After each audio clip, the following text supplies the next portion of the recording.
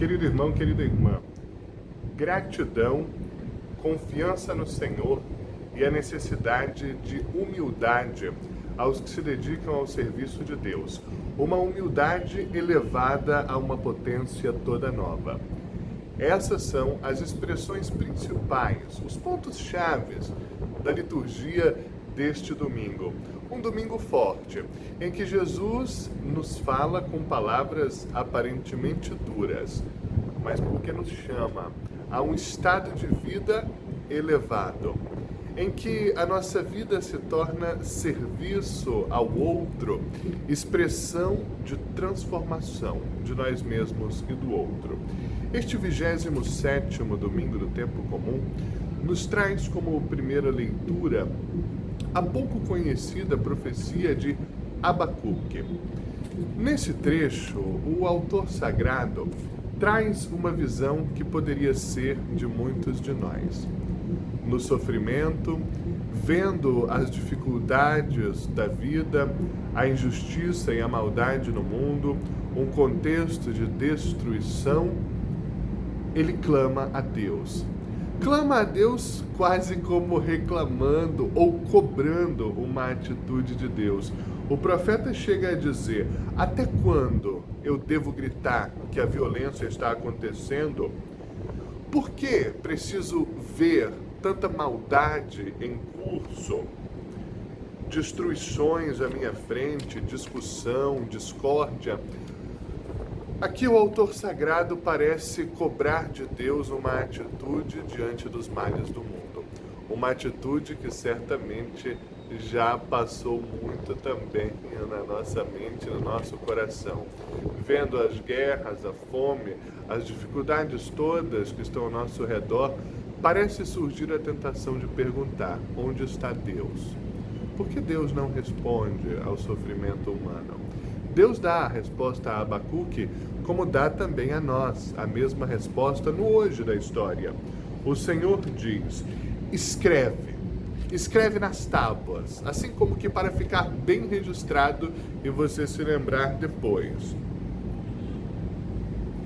O que acontece tem um prazo definido. Não falhará. Se demorar, espera, pois virá com certeza a justiça e não tardará. Quem não é correto vai morrer, mas o justo viverá pela fé. Que belíssima palavra de Deus! O Senhor está nos enchendo de esperança e nos garantindo que nenhum sofrimento é para sempre, que a maldade humana não tem a última palavra, que as destruições, conflitos, guerras, exploração, dominações não têm a última palavra, mas que devemos nos alimentar da fé, enquanto neste mundo as coisas não vão bem, na certeza de que o Senhor dará a última palavra, e a última palavra é a vitória do bem sobre o mal, a vitória do amor sobre o desamor, sobre a divisão, sobre a fragmentação. No Evangelho, temos um dos trechos talvez mais difíceis de Jesus para nós compreendermos. Jesus está falando aos seus apóstolos, portanto, aos seus colaboradores mais próximos. E aqui faço uma ressalva. É muito importante que a gente sempre preste atenção a quem Jesus está falando, porque são conteúdos e formas diferentes de falar, níveis também de maturidade diferentes para compreender. Quando Jesus fala às multidões, tem um jeito de falar, tem um nível de rigor, de exigência. Quando fala aos discípulos, que são aqueles seus seguidores, aqueles seus colaboradores mais ao largo, Jesus tem outro jeito de falar. Quando fala aos apóstolos, outro jeito de falar. Muitas vezes ali na intimidade de casa, com a sinceridade própria da confiança gerada pela convivência ao longo dos anos, o mestre que se dirige aos seus colaboradores mais estreitos, tendo ali a possibilidade criada pela intimidade de ser mais franco, de falar mais abertamente.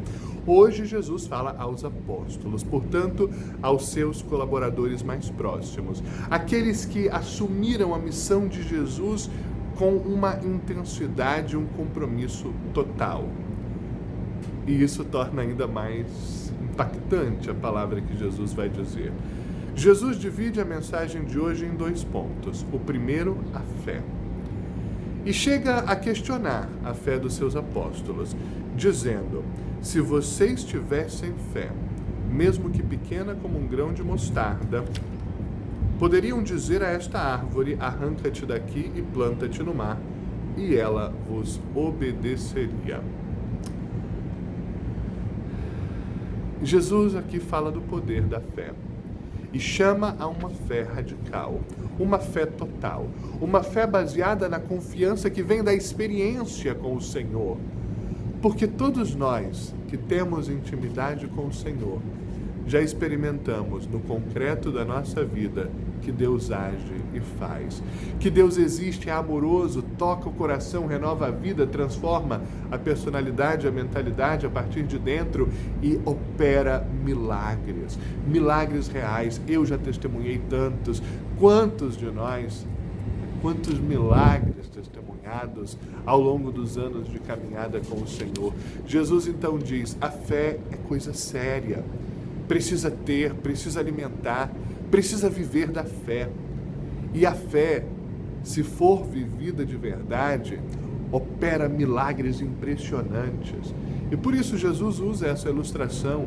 Se vocês tivessem fé de verdade, poderiam dizer para uma árvore sair daqui e se plantar no mar, e ela o faria. O que Jesus está dizendo é: confia, tem fé de verdade, porque a fé opera milagres extraordinários, concretos, visíveis. A fé faz com que o impossível aconteça, porque a nossa fé é a fé no Deus do impossível. E a segunda palavra de Jesus é essa, muito difícil de compreender. Ele diz aos seus apóstolos: quando vocês tiverem feito tudo o que lhes foi mandado fazer, anunciar a boa nova aos pobres, curar os doentes, viver e pregar a justiça, ir ao encontro daqueles que estão desgarrados, quando vocês realizarem milagres, enfim, tudo aquilo que é da missão apostólica fazer, quando vocês virem o resultado realizado, as vidas transformadas, quando vocês virem o reino de Deus se instalando a partir da contribuição de vocês, digam: somos servos inúteis, fizemos o que tínhamos que fazer. Uau! Que tapa na cara Jesus dá aos seus apóstolos. Como compreender essa palavra de Jesus? Parece que Jesus está sendo até ingrato.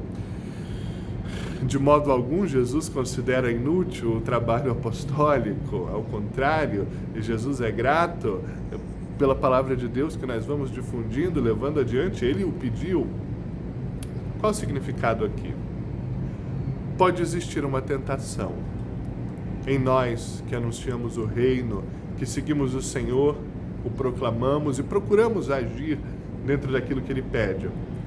A tentação de achar que a obra é nossa. A tentação de achar que nós estamos fazendo um favor a Deus, proclamando a palavra, construindo o reino.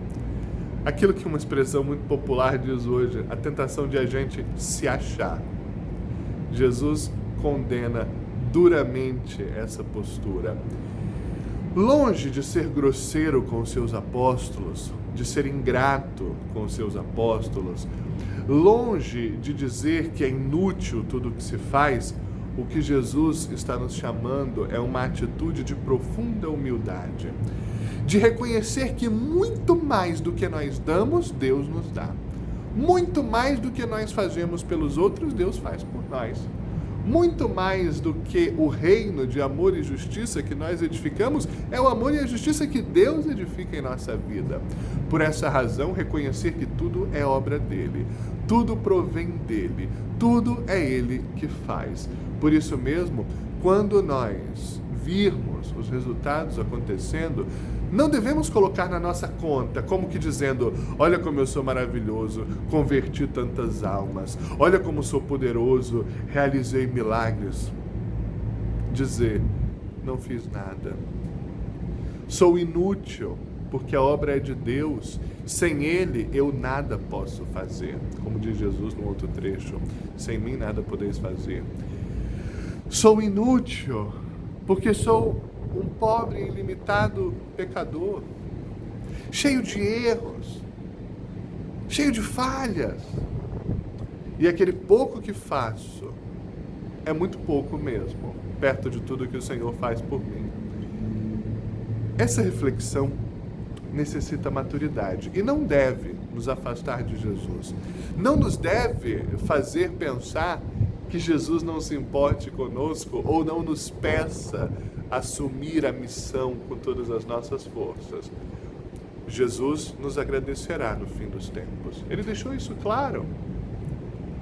As obras que nós fizermos pelos outros serão recompensadas.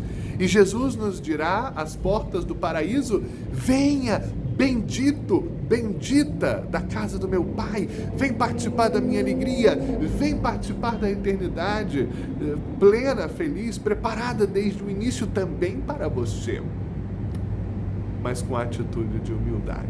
Entrará no paraíso quem tiver a humildade de reconhecer que tudo vem de Deus, tudo Deus é quem faz. E assim procuremos construir uma relação de maturidade, de fé, de confiança no Senhor, que nos anima a transformar este mundo com o amor, que é a única força efetivamente transformadora. Concluo com a palavra de Paulo na carta, a segunda, a Timóteo, em que hoje ele diz: reaviva a chama de Deus dentro de ti. Deus não deu um espírito de timidez, mas de fortaleza. Não tenha vergonha de dar testemunho de Cristo neste mundo. E guarda o depósito da fé. Guardar o depósito da fé significa nos manter na coerência e na perseverança na estrada de Deus. Vale a pena. Fé, confiança no Senhor, humildade e empenho na missão de transformar o mundo com amor. É o convite deste domingo. Procuremos vivê-lo bem. Bom domingo e boa semana.